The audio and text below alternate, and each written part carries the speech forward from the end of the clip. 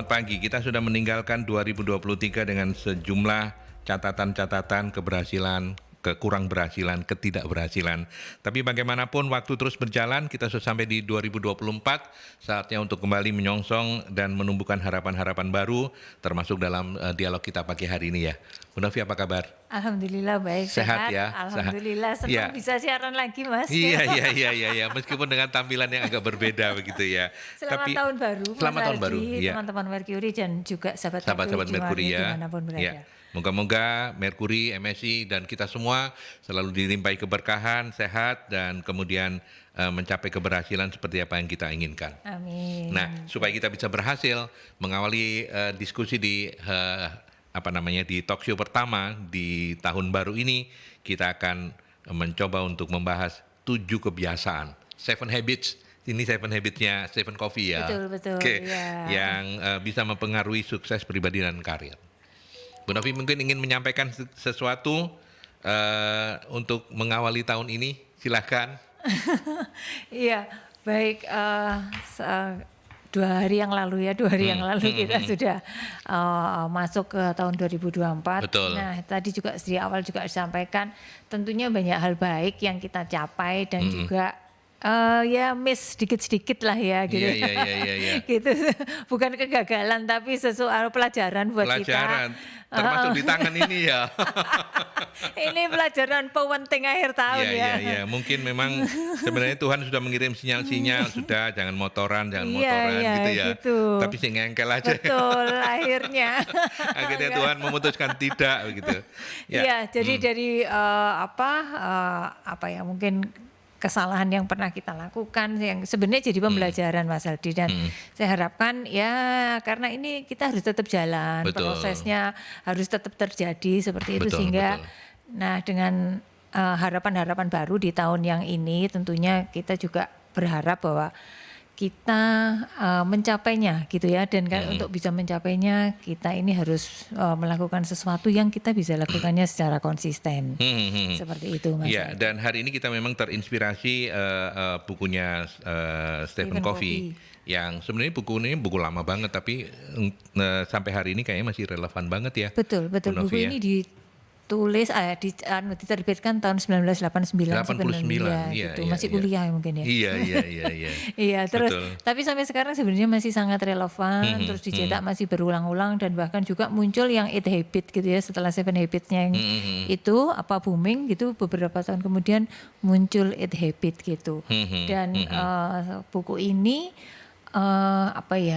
isinya sebenarnya sederhana gitu Mas ya. Isinya sangat sederhana karena membahas 7 kebiasaan efektif gitu. Jadi si Stephen Covey ini cerita tentang bagaimana kita seseorang gitu, yang biasanya seorang individu itu dependence gitu ya, maksudnya tergantung ke orang lain, bagaimana supaya kemudian kita bisa jadi independence gitu. Jadi dari dependence menjadi independence, lalu kemudian kalau kita sudah bisa independence kita menjadi interdependence gitu, jadi saling ketergantungan dengan yang lainnya. Nah itu bagaimana nanti yang kita akan bahas Mas. Iya, oke. Nanti kita akan hadirkan juga 7 kebiasaan itu apa saja, tapi itu di awal atau kita akan ngobrol dulu yang umum-umum dulu Bu Novi? Mungkin yang umum dulu kita ya. Lebih bicara yang umum dulu basicnya gitu ya. Jadi supaya kemudian nanti masuknya ke 7 Habit itu kenapa kok akhirnya harus ke 7 Habit itu gitu Mas. Iya. Semua orang punya habit, semua orang punya kebiasaan masing-masing begitu ya. Sesuai dengan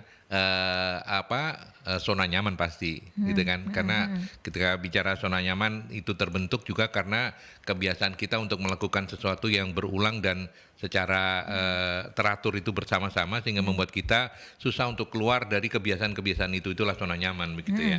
Nah, bagaimana kemudian kebiasaan kecil sehari-hari yang bisa berdampak besar dibandingkan dengan kebiasaan-kebiasaan yang ya nggak usah inilah. Bukan kebiasaan langsung hal besar gitu ya. Iya, yang kecil-kecil aja gitu. Iya. Gimana Bu Novi? Kalau ini nih saya ingat ini buku Atomic Habit gitu ya. Jadi kita bisa bayangkan atom itu kan kecil sekali gitu ya. Tapi kalau ini dilakukan secara terus-menerus akan menjadi hal besar. Itu gampangannya kalau kita mau mengingat ini. Tapi sebenarnya mengapa kita harus melakukan hal-hal yang kecil ini? Karena apa? ini seiring dengan akumulasi waktu, hal yang sifatnya kecil ini akan menjadi apa ya, konsisten gitu ya Mas.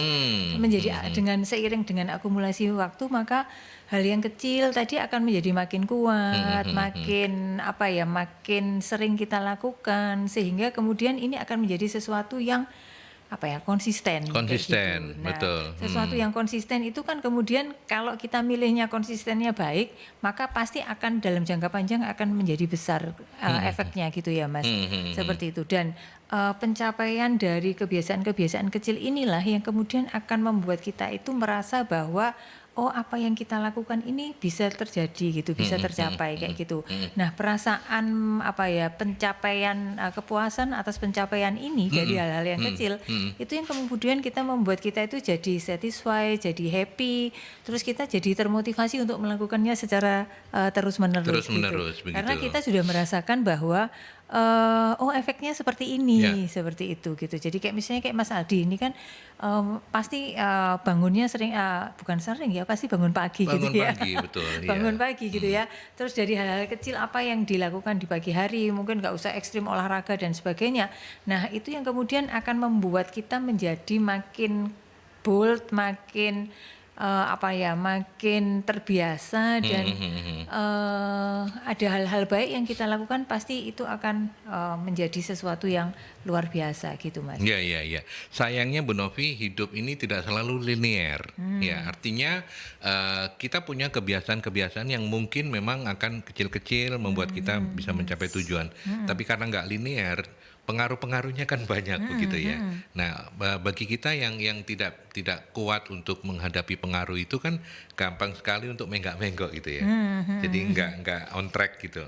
Nah, bagaimana kemudian dalam situasi kayak begitu kita bisa memilih dan memilah, menentukan, oh nggak bisa, saya harus kebiasaannya itu saya harus punya kebiasaan ini karena ini yang akan mengarahkan saya ke jalan yang benar gitu, dibandingkan karena bisa saja kebiasaan itu sama-sama enak gitu ya, dilakukannya sama-sama oke kelihatannya, tapi end resultnya beda gitu. Nah, bagaimana kita bisa menentukannya ya? Jadi untuk menetapkannya sebenarnya kita ini kembali lagi kepada kalau di Seven Habits-nya itu with begin with the end of the mind gitu. Jadi mulailah dengan akhir. Artinya kalau kita tahu tujuan kita gitu, makanya orang harus tahu tujuannya.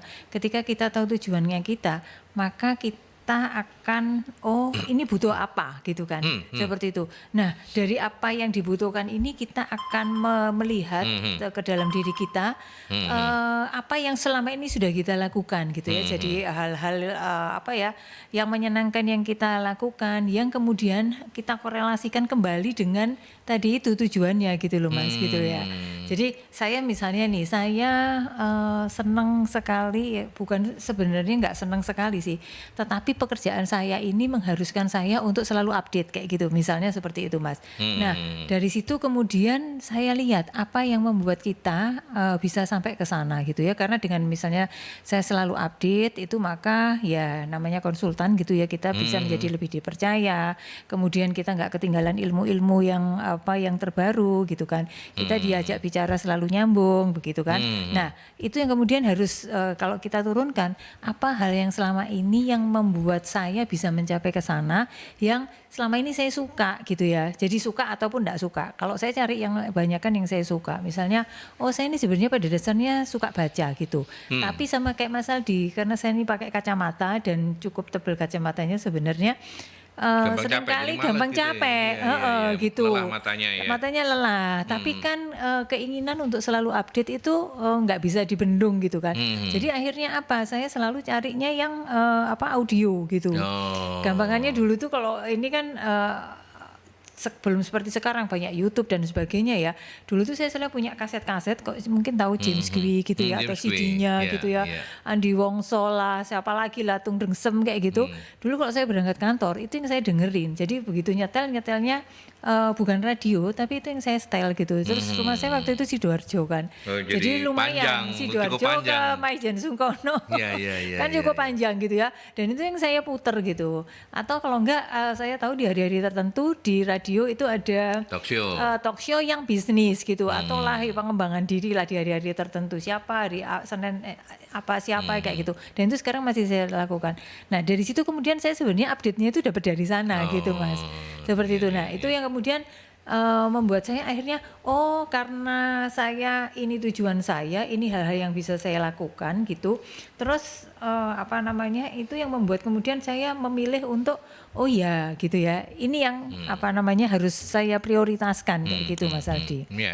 Seperti itu supaya kemudian tujuan saya ini tercapai.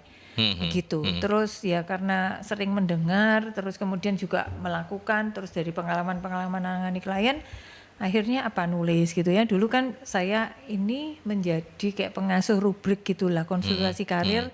Dulu pernah sekali, zaman-zaman masih lama sekali, tahun 96 itu di Jawa Pos namanya, di harian Jawa Pos. Di Jawa Pos gitu ya. Meskipun waktu itu sebenarnya untuk ganjil karena Jawa Pos, mohon maaf, waktu itu dari berapa halaman mau menjadi yang 36 halaman atau berapa gitu loh. Sehingga banyak space kosongnya. Nah, itu ketemulah kesempatannya kayak gitu Mas. Itu di sana gitu, itu sempat setahun. Apa nama kolomnya? Novi menulis gitu enggak, info profesi waktu itu. Namanya info profesi gitu ya. Terus kemudian berikutnya tahun berapa itu saya lupa. Tapi sempat 3 tahun, antara 4 tahunan lagi ya, 4 tahunan itu di harian Surabaya, bukan Surabaya Pos waktu itu, Surabaya News setelah Surabaya Pos tutup. Kayak gitu. Jadi ngasuh rubrik konsultasi karir yang di situ itu kayak lebih ke inilah persoalan-persoalan pribadi orang-orang yang kepingin pemecahan misalnya, ditaksir bosnya, pacaran satu kantor dengan temennya, kayak gitulah. Terus menghadapi teman yang suka julid, zaman sekarang julid, kayak gitu. Terus nulis Mas, kayak gitu. Jadi akhirnya ini loh dari hal-hal yang kemudian kita bisa sambungkan. Nah ini yang kemudian membuat kita tahu ini saya melakukan ini, karena dan itu akhirnya menjadi rutin Mas, karena kalau ngisi kayak seperti sekarang inilah gitu ya, ngisi di mau Jawa Pos mau di Surabaya News waktu itu harus, kalau misalnya dimuatnya kapan, 2 hari sebelumnya udah harus jadi artikelnya gitu. Dan itu ada deadline-nya kan Mas, karena mau harus tayang gitu kan. Jadi mau nggak mau akhirnya memaksa tadi itu harus mencari atau buka-buka apalah majalah sembarang kali gitu ya. Untuk referensinya. Terus kemudian menuliskannya kayak gitu. Nah itu yang kemudian akhirnya membuat itu tadi kalau Mas Ardi tanya mempunyai dampak besar, karena ya kita tahu bahwa apa yang saya ya tentunya nyocokin ya. Ini benar bisa menunjang tujuan saya. Ini benar udah sesuai kayak gitu Mas. Nah, itu yang kemudian membuat ini yang yang kemudian membuat ya kita yakin bahwa apa yang kita lakukan ini ternyata impact-nya juga cukup besar kayak gitu. Ya, sebenarnya kita sudah membahas 1 dari 7-nya, tapi nanti kita dalami lebih lanjut, dan termasuk juga pertanyaan ini yang jadi penting banget soal disiplin ya. Kita kan tahu bahwa masyarakat kita ini sangat tidak disiplin. Nah, termasuk juga 7 Habit ini bagaimana meletakkan disiplin itu, nanti kita lanjutkan ya Bu Novi. Kita break dulu ke iklan. Ya, kalau Anda tertarik untuk mendiskusikannya bersama Bu Novi dari MSI, silahkan join di 0315620096, 56 berapa nih itu? 5689696 ya. Yang ada di situ itu loh. Iya. Sudah lama nggak siaran jadi 3 minggu ya. 5679696. Oke, bukan 568. Salah Bu Novi. Nanti nyasar ke tetangga. 5679696 atau 5620096 atau WhatsApp juga boleh di 0817300096. Oke. Soal disiplin Bu Novi. Seperti apa kita? Jadi disiplin itu sebenarnya secara membuat kita ini jadi konsisten untuk melakukan gitu ya, meskipun memang berat gitu. Tapi gini, kalau kita nggak disiplin, kita ini jadi nggak fokus pada tujuan kan kayak gitu ya. Jadi sebenarnya memastikan bahwa tujuan kita tercapai itu adalah tadi itu disiplin gitu. Jadi memastikan bahwa kita tetap fokus pada apa yang kita inginkan atau tujuan kita.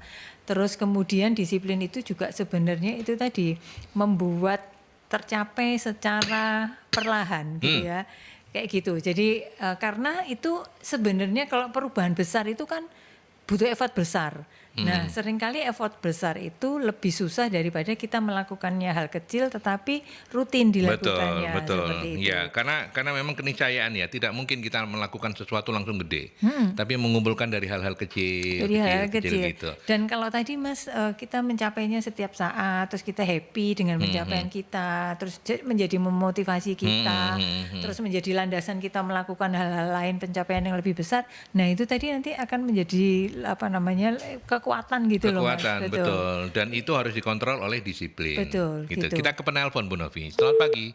Oi, terputus ya, Iya. Pak. Siapa Pak Sumarwito paling ya. Oh, Pak Sumi silakan, mohon maaf terputus.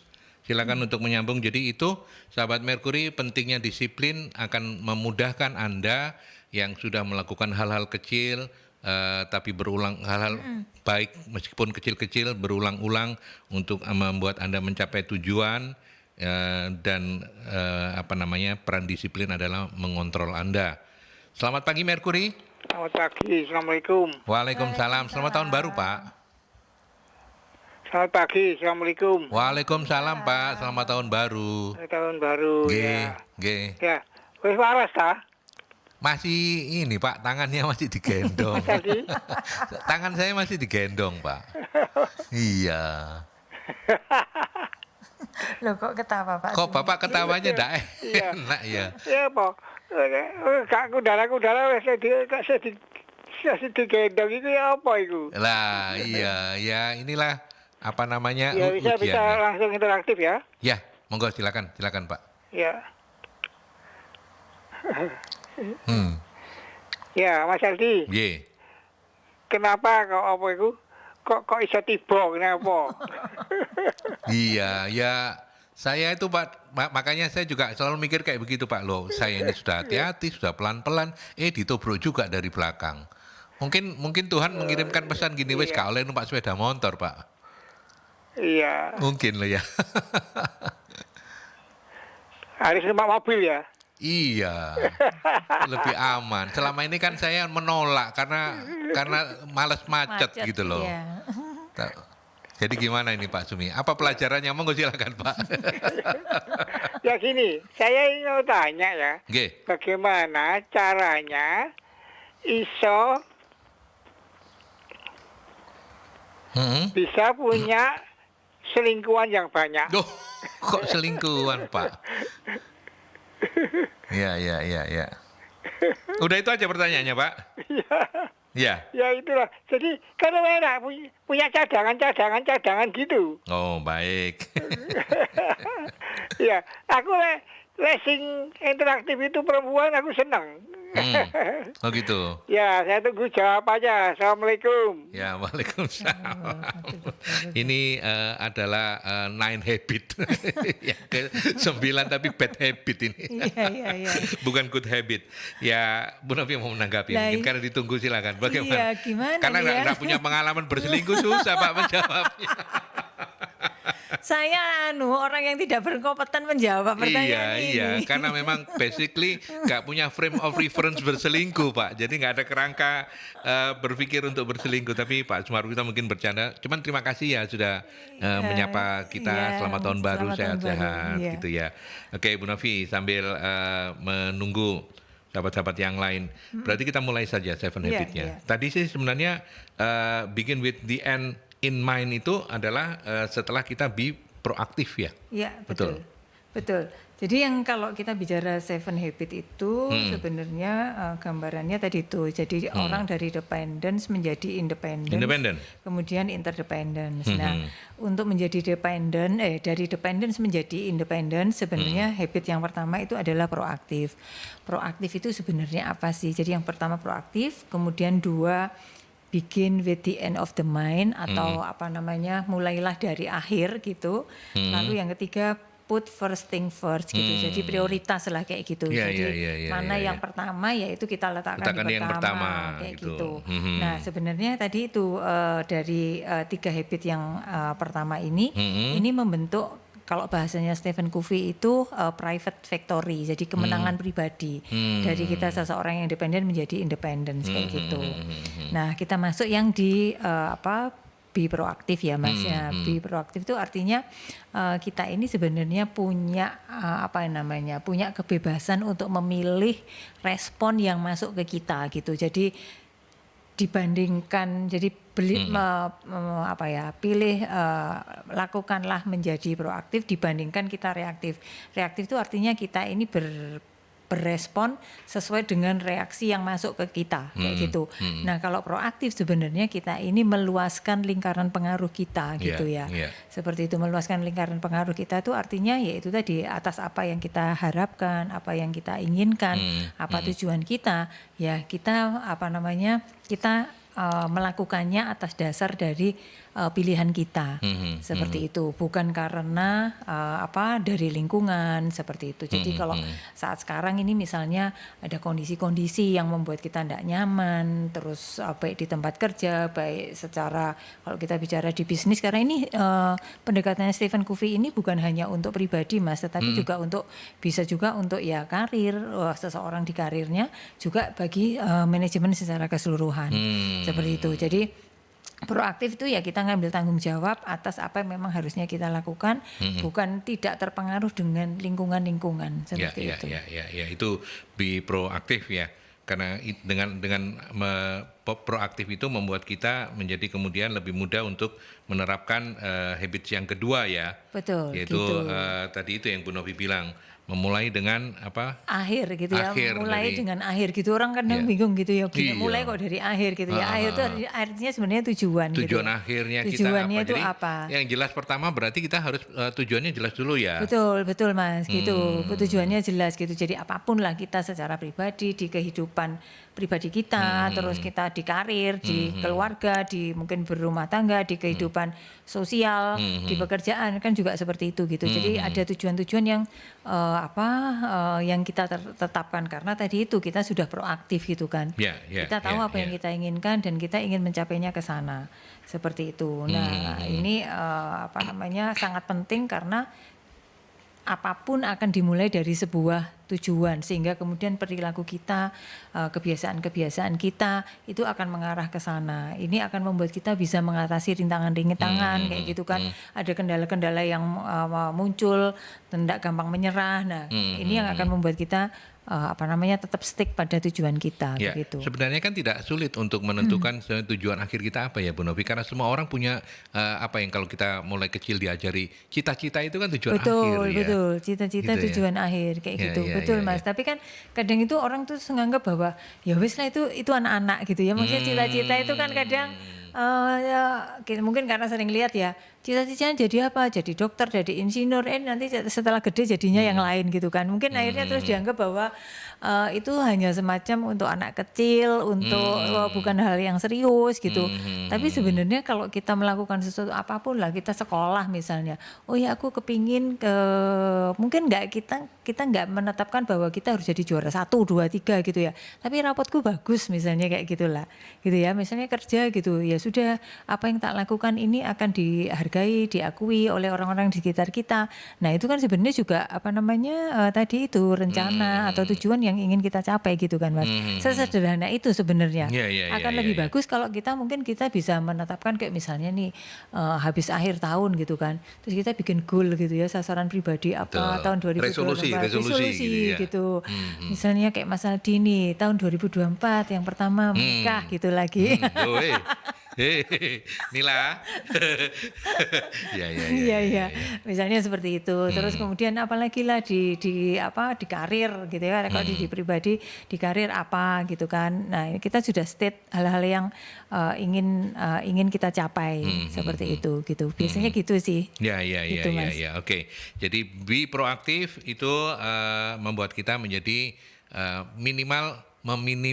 meminimalisir munculnya persoalan-persoalan yang bisa menghambat kita untuk bisa memulai dari akhir tadi itu ya. Betul Mas. Ya kan? Iya. Kalau kita nggak proaktif, kita harus bermasalah dalam tanda petik dengan orang-orang di sekitar kita. Boro-boro kita bisa mikirin tujuan akhirnya, tapi kita nanti waktunya banyak kesita untuk mikirin pendapat orang, kayak gitu. Dengan kita be proaktif membuat kita menjadi lebih bisa diterima oleh lingkungan, gitu ya. Gitu, Mas. Dan yang ketiga ini mudah apa enggak ini?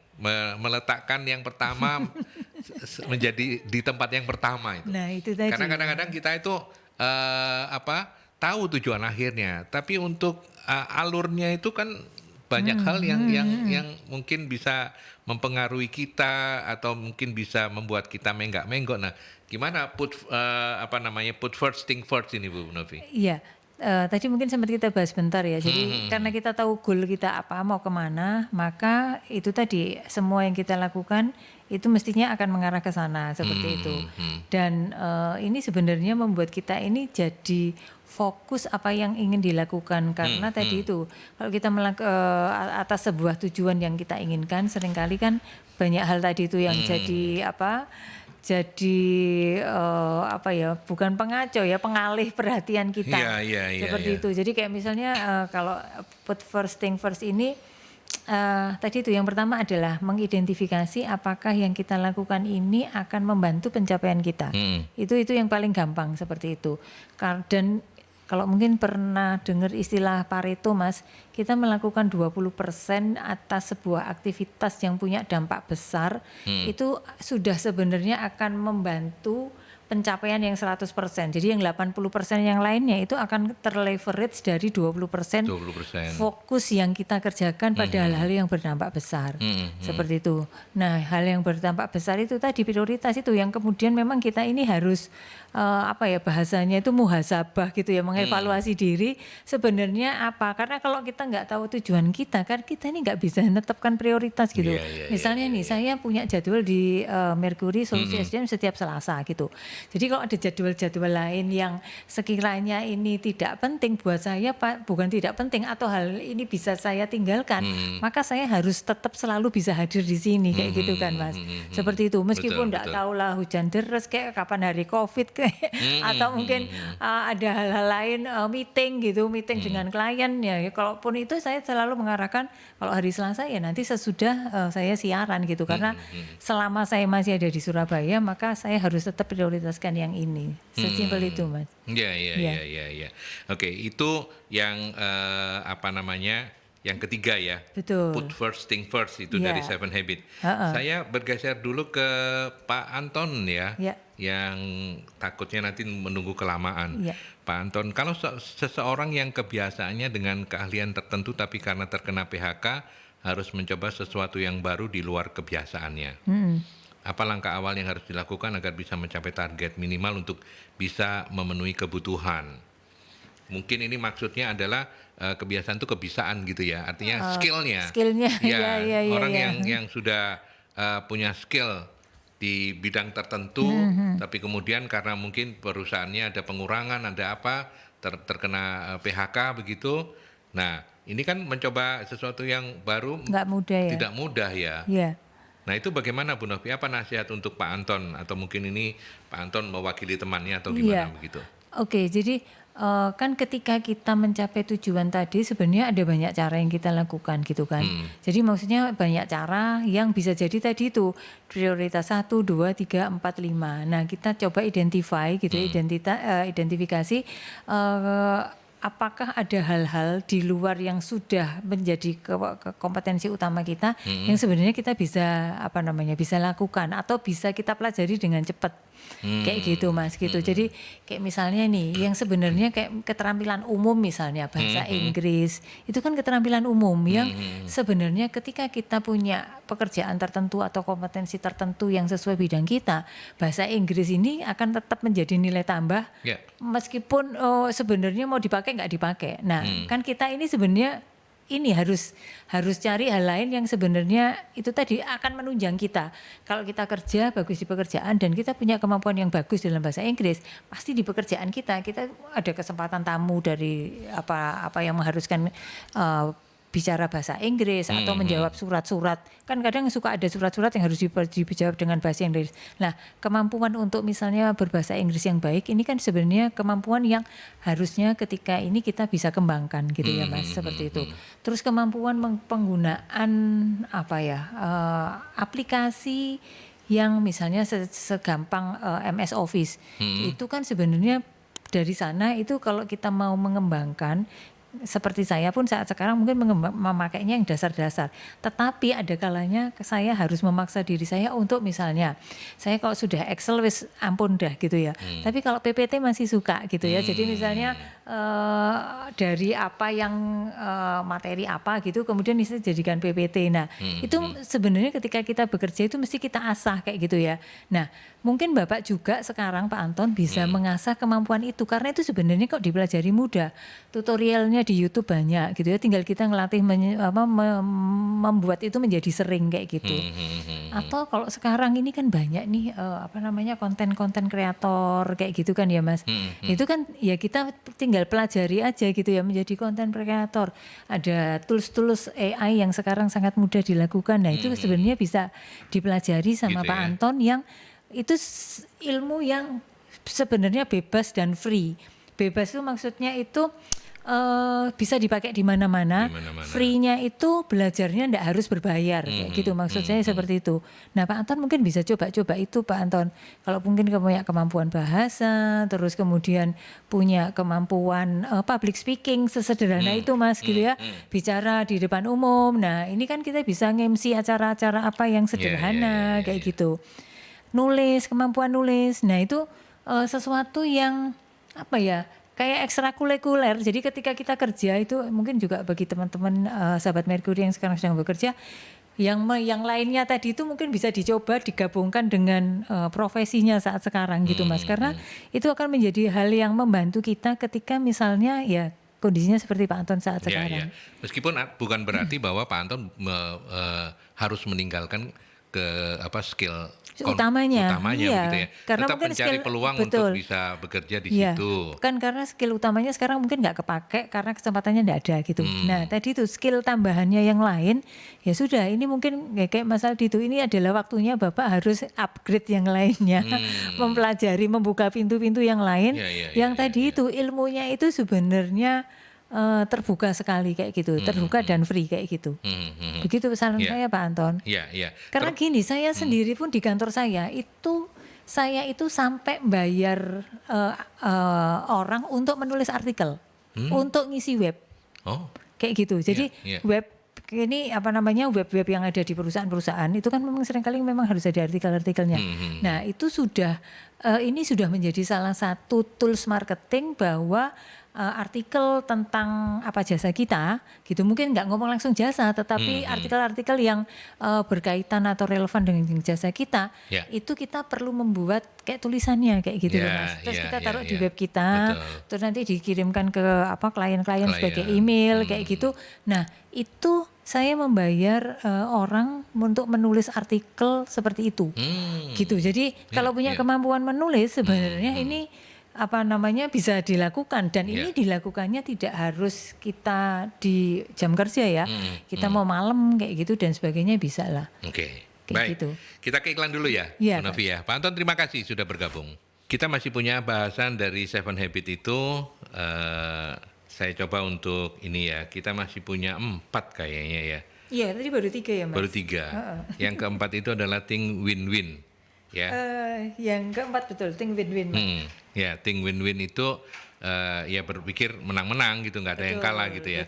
Meskipun ini kadang-kadang ya bagi sebagian orang gampang ini untuk bisa direalisasikan gitu. Betul, win-win Mas. Itu. Gimana Bu Novi kalau yang ini? Iya, kalau think win-win kan gini, kalau tadi itu kan private factory gitu kan Mas. Jadi kemenangannya lebih ke apalah, self effectiveness gitu ya. Self effectiveness ke diri kita sendiri gitu. Nah, kalau ini kita yang keempat ini sudah mau masuk ke public victory gitu ya.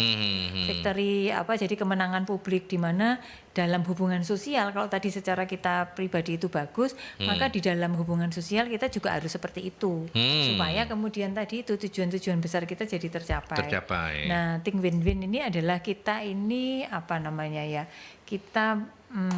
kita mencapai sesuatu tanpa mengorbankan orang lain gitu lah. Kayak gitu. Jadi bersama-sama mencapai situasi yang menyenangkan gitu, meskipun tidak mudah gitu, karena tidak mudah, tapi secara filosofis ini juga bukan tidak mungkin ya. Betul Mas. Ini gitu. saya bisa lah ya. Ini saya bisa. Jadi kalau misalnya kita sudah pegang mindset ini, nah di hubungan dengan orang lain itu kita pasti akan lebih memahami. Itu nanti yang kelima itu Mas gitu kan ya.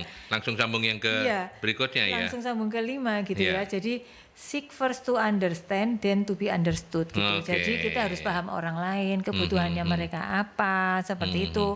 Sehingga kemudian kita gabungkan dengan apa yang kita inginkan. Supaya apa? Supaya nggak jadi orang egois gitu ya. Supaya kemudian kita disupport oleh lingkungan kita, seperti itu. Kita dipercaya orang, diterima orang, tidak ada konflik seperti itu Mas.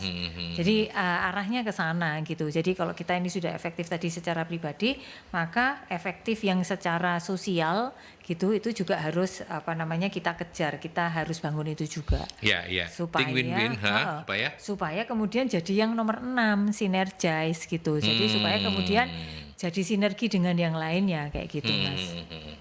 Ya, Gitu. ya artinya gini, think win-win ini karena membuat kita menjadi lebih mudah untuk bisa menjadi pendengar yang baik, mendengarkan orang dengan lebih baik, tanpa kita kemudian mendominasi, tapi artinya memaksakan kehendak gitu ya. Betul, Dengan think win-win itu membuat Bu Novi bilang tadi itu seek first to understand, then to be understood gitu ya. Artinya ini penting juga karena hak dan kewajiban itu kan ketika kita menggunakan hak pada saat yang sama kita punya kewajiban Betul. untuk menghormati hak orang lain. Artinya kan win-win ya. Jadi hak dan kewajiban itu juga mengajarkan itu. Dan sebelum kita ke yang berikutnya ini ada Bu Firda. Saya ke Bu Firda dulu ya. Oke. Sebelum ke Synergize, ini bukan mereknya baterai loh ya, bukan. Ya. Bu Firda, setiap orang pasti punya tujuan akhir, Bu Novi, keberhasilan dalam hidup. Tapi kenyataannya ini di luar tujuan dan pencapaian kita. Apa yang harus diprioritaskan untuk mendapatkan kesuksesan? Terima kasih Bu Firda. Apa yang disampaikan oleh Bu Firda ini kan sesuatu yang banyak terjadi di sekitar kita. Bukan kita nggak punya tujuan, tapi entah gimana moro-moro melenceng akhirnya tambah jauh.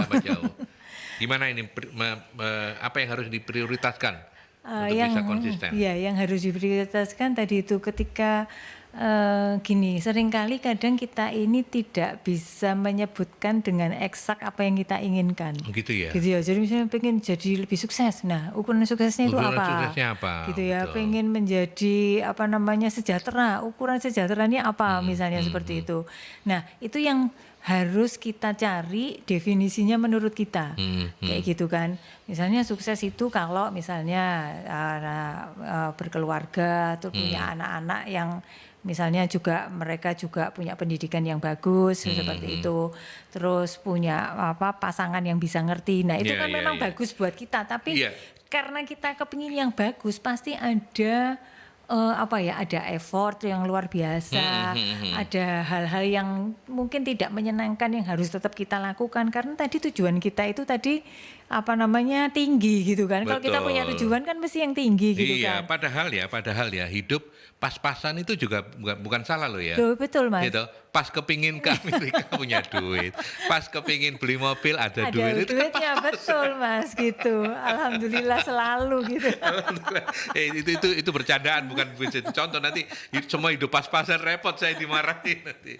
Ya. Okay. Gitu. Jadi mungkin tadi itu Bu, ketika Bu Firda menetapkan tujuan gitu, pastikan dulu tujuannya apa gitu dan ada pengorbanan untuk mencapai tujuan itu selalu gitu kan. Nah, ketika mungkin salah satu tujuan kita nggak tercapai, nah kita ini harus mendefinisikan yang lain yang masih mungkin kita capai gitu. Jadi jangan kemudian ya wis lah kayak gitu loh ya Mas. Kayak gitu. Misalnya kita membentuk tim baru gitu. Ternyata tim barunya ini tidak terbentuk-bentuk kayak gitu ya. Timnya masih gonta-ganti terus. Nah, berarti harus punya alternatif yang lain supaya tujuannya tetap tercapai kayak gitu kan. Artinya memudahkan pencapaian tujuan itu kita harus punya alternatif Mas. Punya alternatif. Satu punya alternatif, jadi punya banyak alternatif untuk ketika misalnya kondisinya tadi itu tidak tercapai kayak gitu. Sehingga kemudian menurut saya pasti akan tercapai meskipun ada gapnya, tapi dengan cara yang lain kayak gitu. Itu pasti akan seperti itu sih. Itu pengalaman saya mengatakan seperti itu. Kita mau mencapai sesuatu gitu, tapi mungkin nggak benar-benar ini, tapi nggak benar-benar seperti yang kita inginkan. Nah, dengan plan B yang lain ternyata kita bisa mencapai meskipun tidak pas persis seperti yang kita harapkan tadi. Kayak gitu. Oke, jadi artinya ini mengajarkan kepada kita bahwa untuk mencapai tujuan akhir itu tidak harus hanya satu plan begitu ya. Betul. Mungkin kita bisa punya plan yang lain ya. Betul. Minimal plan A dan B lah ya. Iya, plan A, B yang seperti itu, Mas. Kayak gitu. Ya. Tapi sudah terjawab belum Bu Firda tadi? Bu Firda itu ya. Kalau ini tidak tercapai, harus bagaimana gitu Pak? Iya. Jadi kenyataan kalau kita punya tujuan akhir, tapi kenyataannya melenceng jauh. Terus apa yang harus diprioritaskan untuk kita tetap bisa mencapai kesuksesan gitu ya? Mungkin bisa plan B-nya ada gitu ya. Iya, plan B-nya ada, atau misalnya dari yang melenceng jauh itu kan gini, kalau kita kemudian ada sumbangsih kita itu menjadi melenceng gitu. Artinya ketika kita melakukannya secara terus-menerus dan mungkin kita happy tapi kemudian melenceng, ya bisa jadi itu tujuan yang baru yang sebenarnya kita tidak sadar sebelumnya kan gitu. Iya. Mungkin saya ngelihatnya gitu ya Bu Firda. Atau bisa nggak seperti ini Bu Novi? Kita lebih ke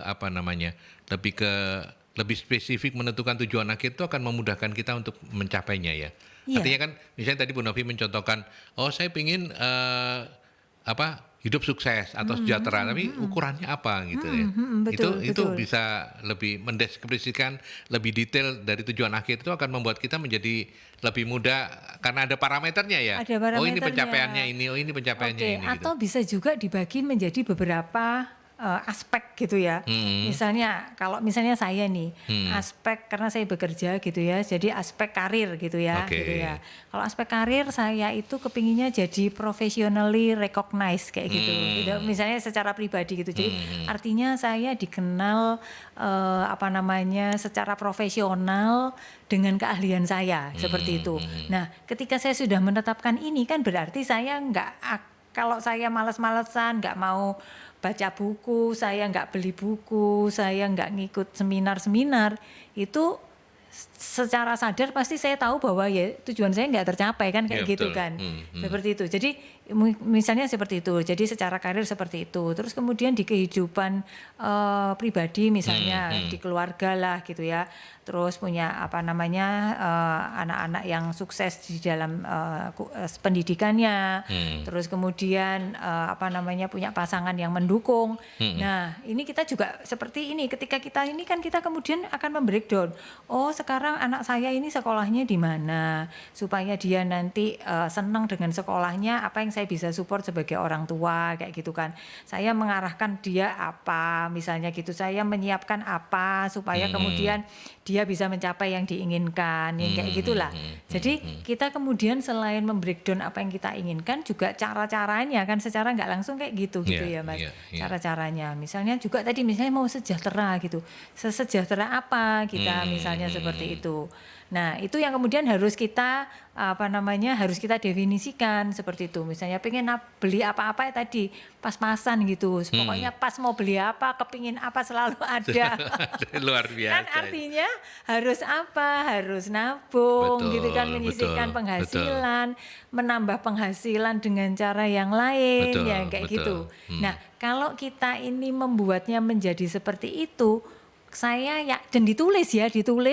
Kalau bisa ditulis di laminating kayak gitu, atau ditaruh di whiteboard, ditaruh di tempat yang kita ini bisa ngelihat, sehingga kalau misalnya ada lagi down kayak tadi, kita bisa ngelihat kembali. Oh enggak dong, oke, ini aku mungkin jatuh di sini, ini nggak tercapai, tapi yang ini nih sebenarnya aku punya tujuan besar ini. Iya. Bagi Anda yang dulu pernah ditawari atau pernah berkecimpung dalam produk-produk multi level marketing. Oke, Ya. iya. Itu kan Anda masih ingat selalu di awal, saya dulu ingat selalu di awal tuh selalu diajarkan untuk bikin dream book gitu ya. Betul. Gambar betul. yang gede tempelin di Tempel kamar supaya di begitu kamar, bangun ini iya. Anda ngelihat mimpinya apa Iya, gitu. iya, Punya iya, mobil betul. Ferrari atau Iya, apa kayak iya, gitu. iya, gitu. Itu kira-kira kayak begitu ya. Kira-kira kurang itu. lebih seperti itu Iya, gitu. iya, Jadi iya, dengan demikian kita nggak merasa bahwa kalaupun sekarang tercapai kita lihat lagi kita enjoy nggak dengan apa yang kita capai meskipun tuh melenceng dari awal. Ternyata oke juga kok gitu kan. Ternyata menyenangkan juga. Ya itu bisa jadi bahwa ini jalan baru kita seperti itu. Oke, ya. Kita tuntaskan dengan dua habit yang terakhir Bu Novi ya, Oke. sinergi dan juga apa namanya? Kemudian pertanyaan Bu Novi. Sharpen the show Iya, sharpen the tadi. show gitu. Ya, jadi kalau sinergi ini berkaitan dengan kerja tim dan inovasi gitu ya. Jadi kerja tim itu artinya tadi itu ketika kita ini memikirkan kepentingan orang lain, mendengarkan kebutuhan mereka, maka kita akan lebih mudah bersinergi gitu ya, berkolaborasi karena itu tadi apa yang kita miliki akan menjadi sempurna ketika dilengkapi oleh orang lain, apalagi dalam jumlah yang banyak atau berjamaah itu tadi. Betul. Sehingga itu tadi akan makin banyak tujuan besar yang tercapai dibandingkan dengan pencapaian-pencapaian kecil yang hanya bisa kita capai.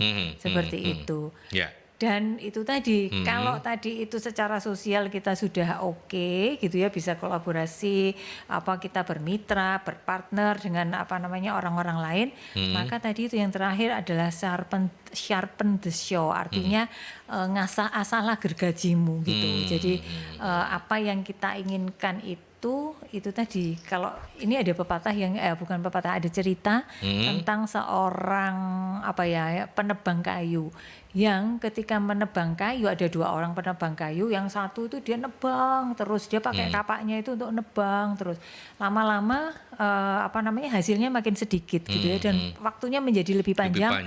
Dia untuk bisa menghasilkan kayu-kayu seperti yang biasa dia dapatkan. Nah, yang satu ketika dia nebang kayu, dia itu di beberapa kesempatan dia berhenti dan dia ngasah kapaknya kayak gitu. Nah, ngasah kapak inilah yang kemudian akan mempertajam kita mencapai tujuan kita. Kayak gitu. Jadi tadi itu mendapatkan hasil seperti yang kita inginkan, seperti biasa yang kita harapkan, tetapi itu tadi karena kita ini manusia punya keterbatasan fisik dan psikis gitu kan. Sekarang kan kadang perlu healing, perlu ngisi otak kita, recharge energi yang seperti itu. Nah, inilah yang kemudian membuat kita ini jadi punya energi baru lagi untuk melakukan yang baru gitu. Nah, tadi itu awal tahun sebenarnya tadi itu kita nyari apa sih yang sebenarnya akan memberikan nilai tambah buat diri kita kalau kita ingin punya tujuan yang tadi Bu Firda inginkan kayak gitu, Mas. Dan termasuk di tempat kerja ya, kita juga harus bisa mengasah gergaji kita itu disesuaikan dengan apa yang kemudian menjadi kebutuhan di tempat kerja kita ya. Betul, iya. Jadi yang paling penting ya. Apa yang kita lakukan kalau kita bicara di tempat kerja, tentunya kan yang sesuai dengan kebutuhan di tempat kerja gitu ya. Jadi apa yang kita lakukan tadi itu nambah ilmu yang sesuai dengan kebutuhan dan juga tujuan organisasinya. Seperti itu. Kalau Anda tertinggal dengan pembahasan Seven Habit-nya Stephen Covey hari ini bersama Bu Novi dari MSC Consulting, Anda bisa menontonnya kembali di akun YouTube-nya Mercury ya, Radio Mercury 96. Nanti kita akan upload di sana, jadi Anda bisa ikuti dari awal. Dan sebelum kita mengakhiri diskusi kita, talk show perdana kita di 2024. MSC apa kabar Bu Novi? Langsung tancap gas ini. Gaspol, rem blong, jangan ya, remnya nggak boleh blong. Ya gaspol aja boleh. Ya gaspol ya. Jadi seperti kemarin, nah ini sudah dikirim sama Kevin. Alhamdulillah kemarin kita program-program yang pelatihan dan sertifikasi itu disambut baik dan makin banyak peminat di sepanjang tahun 2023 di sepanjang tahun 2023 alhamdulillah.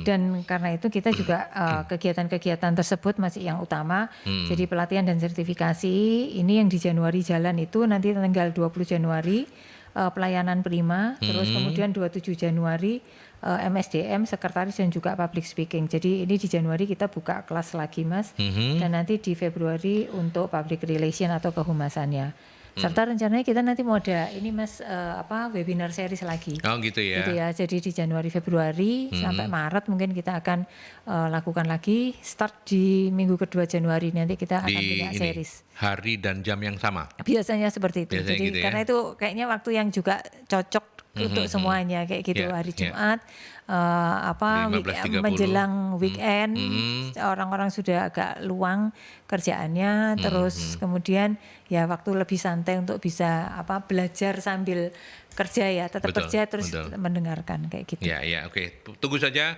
informasinya, nanti kita akan informasikan lebih lanjut ya. Baik. Tapi kalau Anda juga ingin mendapatkan banyak informasi tentang apa yang Anda butuhkan tentang MSI, bisa ke 0811 340 5557. Masih sama Masih ya? ingat ya? Masih lah. Saya itu lebih ingat nomor teleponnya Bu Novi daripada punya kantor ya. Itu kan nggak boleh. Pelanggaran. Ya oke. Tapi terima kasih sekali lagi, selamat tahun baru, sukses di tahun ini. Baru juga untuk salam kita untuk semua. teman-teman di MSI ya. Ya, terima kasih Mas. Baik. Sahabat Merkuri, selamat tahun baru untuk kita semua, sukses dan mudah-mudahan ini menjadi awal yang baik untuk kita menjalani 2024. Semuanya sukses, semuanya sehat. Saya akhiri sampai di sini, kita ketemu lagi dalam dialog dengan tema yang berbeda minggu depan. Sampai jumpa.